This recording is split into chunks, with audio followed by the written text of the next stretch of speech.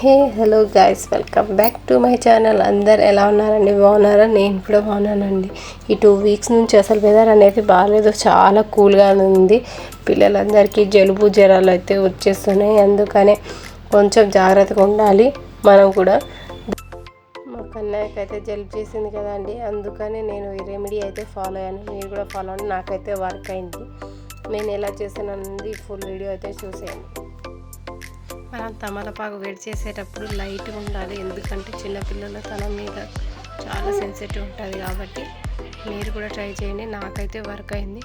నేను ఏమేమి యూజ్ చేశానంటే 2 తమలపాకులు, విక్స్ వేపర్ అండ్ ఆయిల్, అంతే, కోకోనట్ ఆయిల్. చూసారు కదా నేను ఎలా పెడుతున్నానో. దాని తర్వాత మన విక్స్ కొంచెం తీసుకొని వాళ్ళ కాళ్ళకి, చేతులకు కాడ, వాళ్ళ నోస్ కాడ కొంచెం విక్స్ వేపర్ స్మెల్ చూపిస్తే చాలా మంచిది. వెచ్చగా కూడా పనుకుంటారు. నాకైతే వర్క్ అయింది, మీకు కూడా వర్క్ అవుతుంది. ట్రై చేసి చూడండి. Thank you for watching the video.